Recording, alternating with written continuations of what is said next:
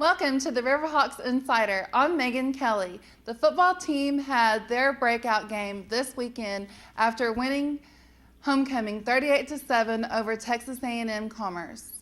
Rick Hamilton has the story. I'm Rick Hamilton, and this is your football report. In front of a homecoming crowd of 7,100, the Riverhawks took the field against Texas A&M Commerce. Drew Patton opens up scoring early in the first. Wide receiver Ben Randall beats the defense deep for a 10-0 lead.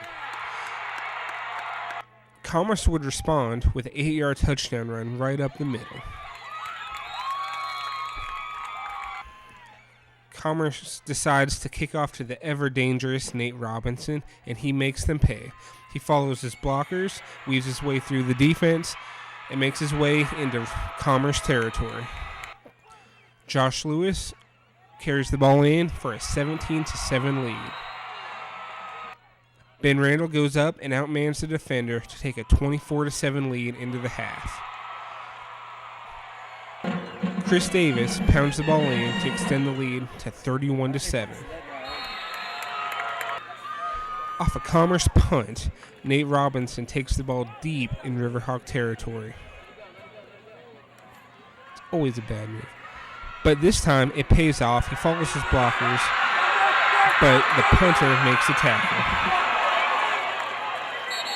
NSU would go on to win 38-7.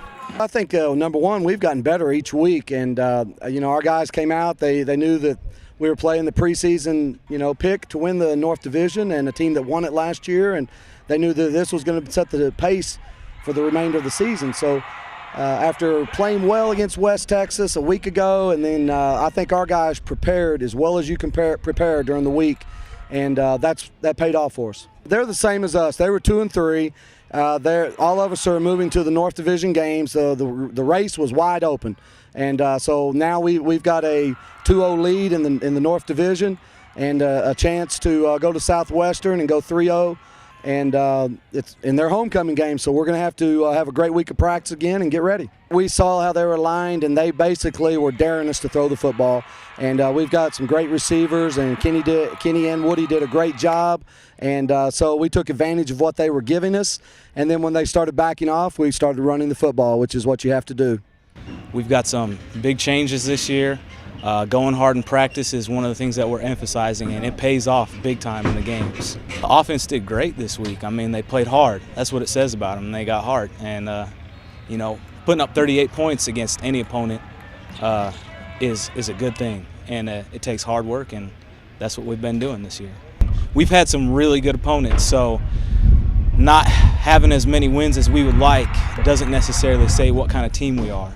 And I think this game really showed what kind of team we are. And it showed that we are here and we're here to win. We just stepped it up big today. Coach been preaching it to us. We came out a little flat last game, but this game, we came out, had it all going, and players just made plays. We struggled coming into this season. We didn't know how good we were. But with the D-line doing what they doing, up at front, giving pressure, it give us time to, sit back, play the coverages, and then they throw the ball, we just own it. We own it. It's important. It's very important. Coach preached that to us every game too. Like one game we had 4 block punts. And we lost because of that. So when I get a chance to catch a ball and make yards and get our team in good field position, I'm going to do it. No matter if I see the player 2 yards from me and I need the fair catch it, I'm not. I'm going to try to make a play and do all I can do for the team. Coach was like, now Nate, you be the judge. If you can bring it out, you bring it out. But fair catch it if you got to. You be the judge. And he kicked it. It went so far. Dudes won't near me, and I said, I'm taking it. Came out and made a play. Should have broke down the sideline, but punter caught me, and players gonna give me a tough time for that. They gonna give me a tough time for that. The NSU Riverhawks travel to southwestern Oklahoma this weekend. They'll come back tomorrow. We'll watch the film, and there'll be some corrections, some things that we'll correct on film, and we'll look at what Southwestern is doing, and put give our players the best chance X and O wise to get another win. Let's go harder. You can always get better, and that's what we're going to do. We're going to go harder in practice. We're going to run harder in practice. We're going to do everything better, get better every week. That's our goal. Come out same way. We ain't taking no slack off. We're going to come out, we're going to play hard from here on out and try to, get this out. What is it, the North? The North we playing now? Yeah. Yeah, just win the North out and try to win, the conference. And, whatever happens from there happens. Thanks, Rick. We'll be back in a few after a word from our sponsors.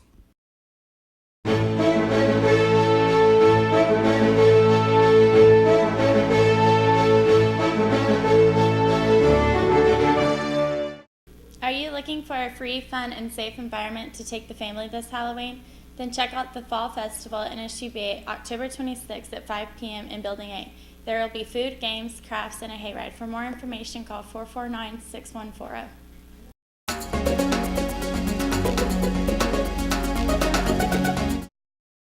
The men's soccer team is currently on a 2-game losing streak going into their game against Ouachita Baptist. Derek Brown has the story.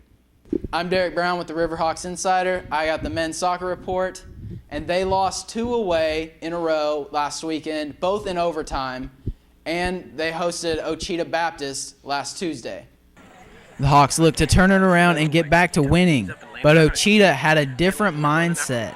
The Hawks did get the clear, but Ouachita won times it and it flies in. The Riverhawks didn't quit. They would tie it up minutes later with the free kick finding its way in. Tied at 1, Ouachita came back with another rebound off an NSU clear, and it goes in, NSU down 2-1. The Hawks come out of halftime ready to go.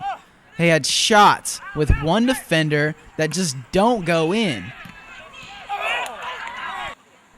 After attacking for most of the second half, Ouachita added to their lead, going up 3-1 with the goal there.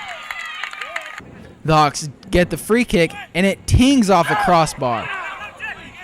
But disaster struck for NSU when the late challenge is called by the ref, and he says, "Come here."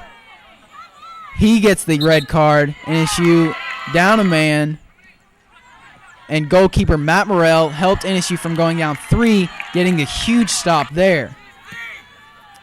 NSU attacking again, but just not their day finishing-wise. With 10 men, NSU is called on another foul and are forced to finish the game with 9 after a second red card. The clock ticked to all zeros, and NSU drops 3-1. Nate Billings not happy about the loss. Just go back, practice hard, and get ready for Friday. See what we can do. You can't play for the refs. I mean, they're the ones that make the calls ultimately. We play hard. They make the calls. There's nothing else we can do besides play hard. In practice, those go in. I don't know. Just wasn't our day finishing-wise. Thanks, Derek. The women's soccer team is on a 4-game losing streak going into their game against Ouachita Baptist. Blaine McLean has the story.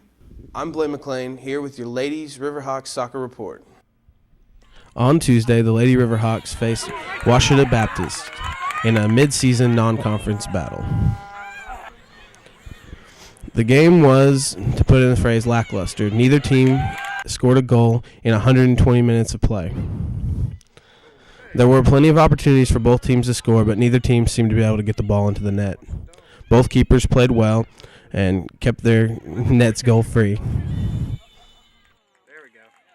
We're close. We're just at a point where we're not getting goals. I mean, we certainly outshot the team we played today, but at the end of it all, they hung around defensively and we couldn't put anything away. It's kind of been the story of the weekend, at least. Over the weekend, we finally got equalized with North or Southwest, and 2 minutes later we give up another soft one. And so at the end of it all, we're close, but we're having a hard time with these younger players kind of breaking down that door. And no one's just going to lay down and let us walk right over them, but at the end of it, we're there, and that final element just isn't quite complete for us. We've pushed some more forwards up, and we've changed to a pretty fast center mid in an effort to try to challenge their last line of defense. And they had answers for everything we threw today, quite frankly. We're not crazy far off. We're looking from a standpoint of trying to get the last pass in to penetrate that last line of defense. And if we can do that, we've got pretty good speed. We haven't found a way to really utilize our pace yet. So even though we're probably quicker than most of the teams that we play against, it's not by so much that we're just going to blow their doors off. But if we can turn around and play a good quality ball and let somebody run, we should be able to cause teams problems. But so far, there are a lot of freshmen and sophomores that are just kind of finding their ways as they go through it. Other than our goalkeeper, everybody's got to defend and everybody's got to attack. And so I think defensively, even our forwards are doing a good job. Certainly our back line's keeping us in things too. But just like we could take some credit universally from a standpoint of where we are goals against, we all are accountable. The 10 field players are accountable for our goals for. We're just not quite there. And yeah, we're satisfied with a shutout, but this leaves a bad taste in your mouth, so to speak, on a 0-0 tie where you felt like you were really the better team. The Lady Riverhawks face Texas Women's University on October 15th. It's a home conference game, and the Lady Riverhawks are 0-4-1 in the Lone Star Conference. it's a crazy week. We've got a game Friday, and then we'll turn around and play again on Sunday, and then have a little back to a normal routine the last 2 weeks. But as we go through this, Tuesday games are good because they're more enjoyable than practice. You get to play some new players. But at the same time, it kind of throws a wrinkle on trying to work on something new inside of a session as far as rest and recovery goes. You know, we've done a couple things. It's not easy, honestly. We have a couple injuries that our ACLs. We have 3 ACLs in one season, which is a bit harsh. We're trying to overcome some stuff centrally. We played out of a 3-5-2 to try to control the midfield over the weekend. Didn't get the results that we wanted there. Didn't get the goal production we wanted there. So today we tried a 3-forward system just to kind of sample to see what it would look like. There was some good from it, but it still didn't produce a goal. And so as we're looking around, there's not an easy answer. We certainly have the talent to do it, but they've got to make good decisions when it's crunch time. And it's kind of like when a quarterback throws an interception. You're right there, it's close, but at the same time, if they come up with the ball, we've lost that chance to get a scoring opportunity. This week, the Riverhawks soccer stadium saw some improvements with the addition of stadium lighting. This will allow the men and women's soccer team to now play night games in their conference. The lights are in. We don't have power to the lights yet, but we're close. We ought to be. We're optimistic that the last weekend of the season we will easily have a well-lit field and be able to have a nice atmosphere for the fans and crowd to be at. I would think lights is kind of it's an everybody gift, if that makes sense. It's going to give the student body something to do on a Friday and Saturday night. We'll still have Sunday afternoon games, and afternoon games still have their place. But from an atmosphere standpoint, it gives an opportunity for people to go to a 7 o'clock game. It's very difficult on a Tuesday afternoon to make it 1 o'clock. A lot of faculty and staff are still at work. A lot of kids are still in classes, and so this is kind of hopefully will be an overall good experience for everybody, not just the two teams. Thanks, Blaine. And a word from our sponsors.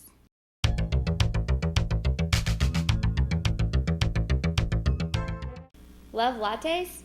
Come listen to Lauren Lee and Liberty Road at the Jazz Lab. NAB will have free lattes for all the Lauren Lee lovers who come out. The curtains will rise on the lovely performance at 7 p.m. on November 2nd. For more information, call 444-2526.